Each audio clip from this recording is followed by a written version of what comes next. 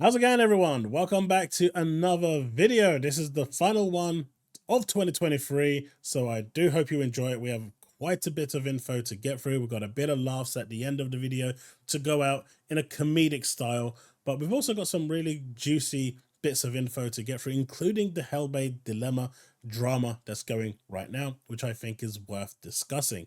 Now, before we get started with the video, I hope you all have a very happy new year. I hope you go into 2024 with laughter, smiles, food, drink, whatever it is you're doing on New Year's Eve, going into the new year on 2024. I hope it's a joyous one and one that brings you lots of happiness, lots of gaming. And if you're into that side of banter with console warring, may the wars continue. But of course, 2024 should hopefully bring a host of new things, host of games, including Activision Blizzard games. We're also hopefully going to see more from Microsoft with the Developers Direct. So hopefully we'll be well underway to having a really good year. But first thing first, let's start with this one. We've got Blizzard Entertainment. And as you can see here, we've got this picture here of a game called Odyssey. Now, Peter Ovo talked about this some time ago. We haven't really heard anything of it. The Blizzard's new Sue game is named Odyssey. The game is not graphically intensive. Graphics are stylized fairy tale type of art. And will it be Xbox exclusive? It's a single player game from what I've read. If it's a single player game, the chances of this being an Xbox exclusive or an Xbox ecosystem exclusive, where it's going to be on the cloud, PC, is extremely high. I can't imagine Microsoft, having paid $70 billion, is going to start putting all their single player entries at least, onto the PlayStation platform. I get the likes of COD, Diablo, Overwatch being on PlayStation. I think that will be there for a long time, if not indefinitely. But, you know, once that parity clause drops, then we'll start seeing some differences in the versions with some exclusive stuff given on to Xbox. But for the time being, I think when it comes to the single player games, they will more or less be exclusive to the ecosystem. Time will tell, but that is my way of thinking anyway. Hopefully this game turns out good. Again, it's not going to be a graphically intensive game, but it is hopefully going to be something fun for us to play. Now, the big one over here is Blade. Now, Blade has had a lot of discussion, and as we can see down here, Jeff Grubb, again, coming out with some stats that, you know, has some chance of being correct. Anyone, you know, with a brain could have said that it's not coming anytime soon. This game was never intended to be released on the series consoles. The question then comes up, why did they announce it so soon? I guess it's a teaser, but I agree. If the game isn't coming out in the next year or two, don't announce it. It's too early. But I guess instead of it being leaked or being revealed by someone else, they wanted to jump the gun. Now, this 2027 could easily be 2026. I think Blade is going to be an Xbox Next console launch. Now, as we know with the series consoles, it was supposed to launch with Halo. It didn't happen. And because of that, the game, you know, the actual launch of the console was hampered. It didn't really have any flagship title to sell. I don't think Microsoft want to make that same mistake again. They want to go with the next generation, all guns blazing and firing, and they want to make sure that games like Blade can be put on all promo boxes to push for their marketing.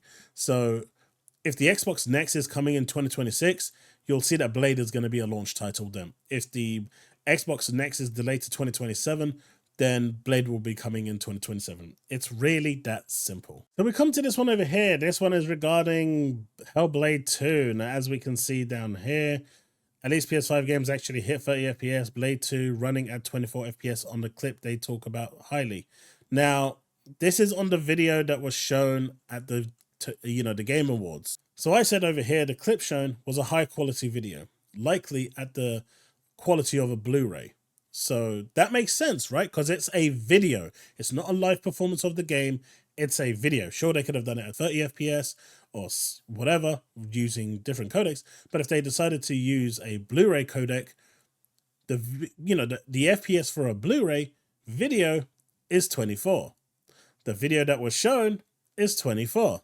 I mean, it doesn't take a genius to figure out that if it's running at 24 FPS, then the video is running in a format that is akin to Blu-ray, and Blu-ray is 24 FPS. And these ponies can't even tell the difference of that. They are trying to take that as a win. I mean, I don't really need to say no more, do I? HellBlade 2 is going to be a phenomenal game. Now, I'm not bigging it up, but into the levels that people were doing with Starfield. But what I can say is the first game was phenomenal. The second game, I'm expecting even better. Now, this over here by Shinobi, January 2024, what are we buying? And you've got a list of games here that are coming out between the 18th and the 26th.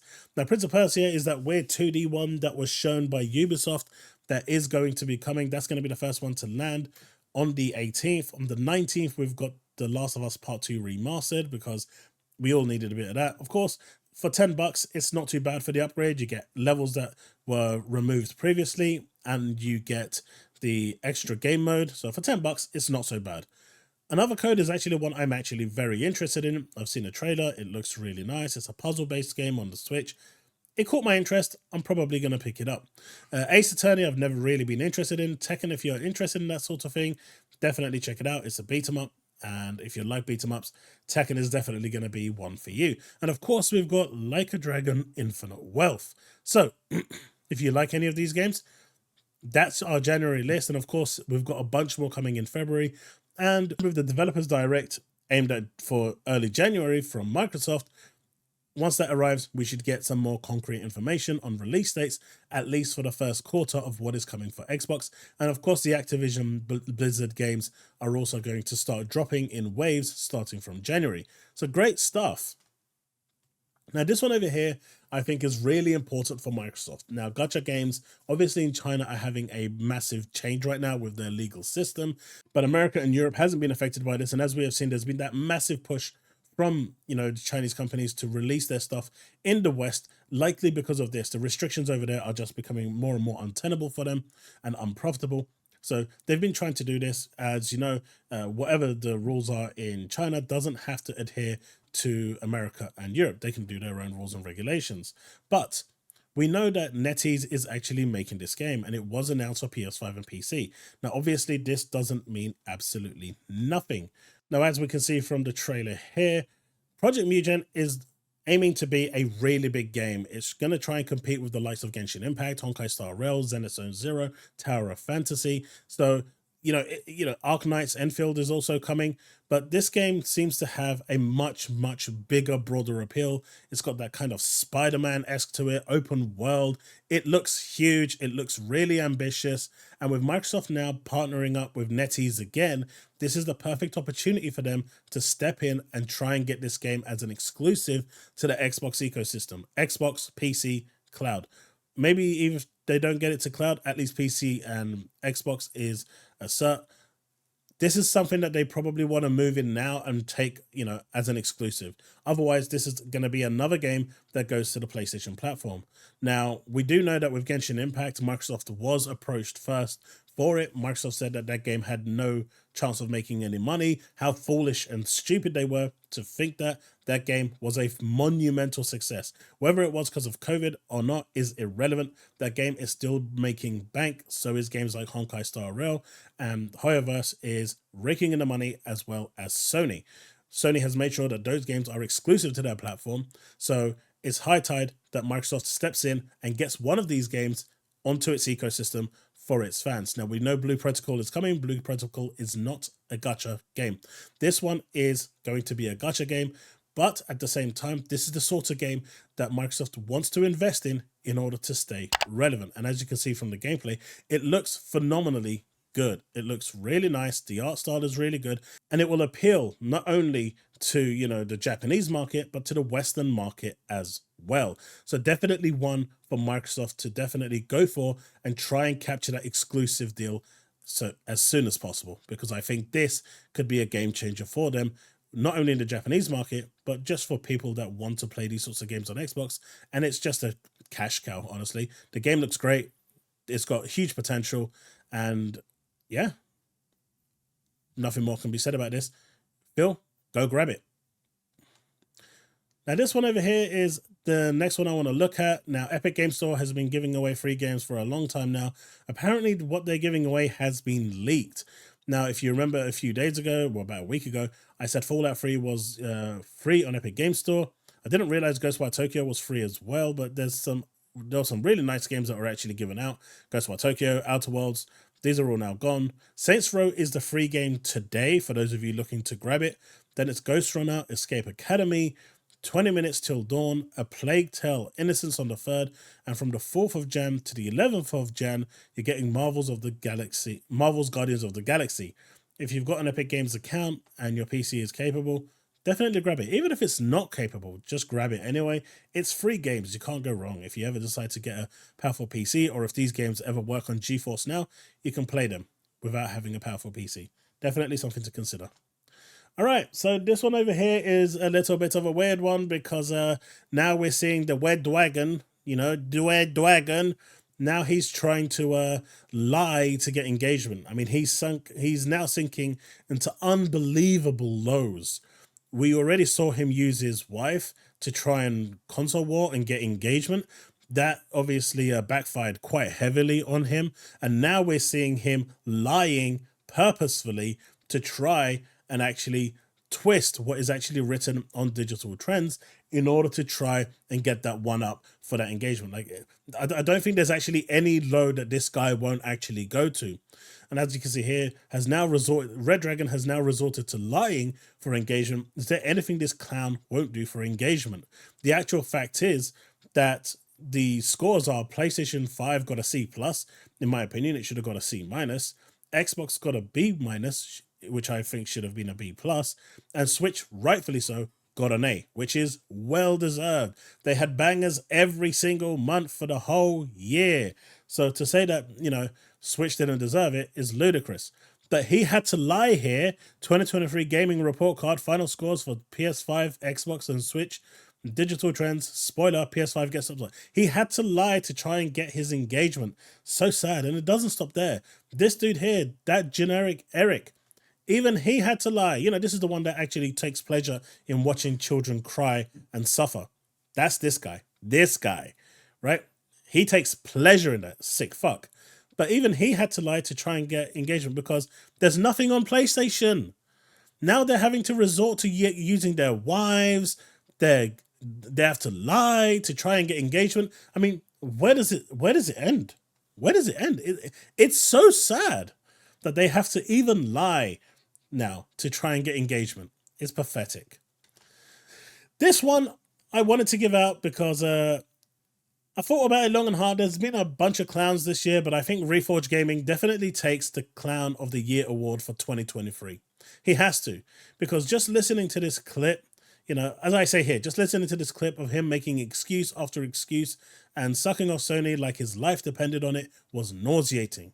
So to have some diehard ponies like hyped, unleashed, but this guy makes them look amateur. He sat there for 3 minutes trying to defend Gaming Kinda for not covering the Insomniac leaks, and then Mike stepped in and literally bitch slapped him down and said, no, they covered the others, they covered this one. And then he tried to make excuses how he didn't have the context or the facts for the other ones, and then actually let slip that he did have the facts, tries to backtrack, cover it up, and Mike actually catches him on that as well and says, no. So good on Mike for actually setting him straight. But this clown literally is, you know, I've lost words.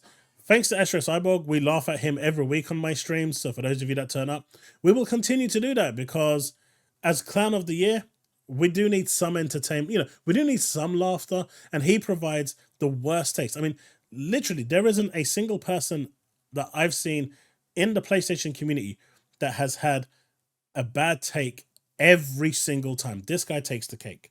He does. And finally, we have this one over here. Now, this one is really funny. This one was when Starfield launched. You've got Jeff Grubb here, who turns around and, you know, talks about how he really likes Starfield. And then it got callers in. I just want you to listen to this. Unlike the other one, I'm actually going to let you listen to this because this is how I want to sign out for 2023. I haven't got that yet with Starfield, but I'm not far in it. But I want to say one thing, though. Mm-hmm. The game is, so far, based on word of mouth, reviews, it's a disappointment. Okay. I don't think it's a bad game, but it is a disappointment considering. I mean, how much have you played? Like 3 hours. Okay, and what's disappointing about it to you? to me, it just doesn't get. First of all, I thought the intro was horrendous. I think the writing. What about the intro? What about the intro was horrendous? It just was very lackluster. Like if you compare it to Skyrim, immediately you're fighting a dragon, and then you're sent out into the world to do anything you want. Like literally anything you want. Whereas this is a little bit, like I said, it's a little more shallow. It's a little bit more. It's a little bit almost more like Mass Effect, where it's more story oriented. It's pushing you in a certain direction. Do you think that was the choices you made? What is her name? Lynn or Lim, the lady who's your boss? Do you think part of it is just the fact that she asked you to burn the bodies and shit, and it should be more of a choice versus she forces you to do it, and it's almost like it's scripted at that point? That's some of it. I mean, that didn't happen at all in the game, so I'm assuming you haven't played it yet, correct?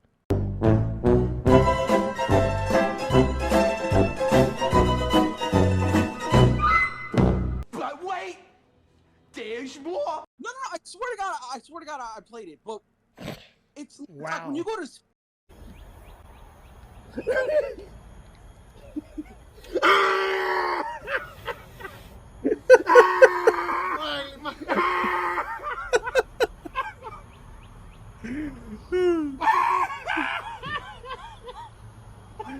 And that, ladies and gentlemen, is the average pony who says they've played Starfield, who hasn't played Starfield, and then tries to dunk on it.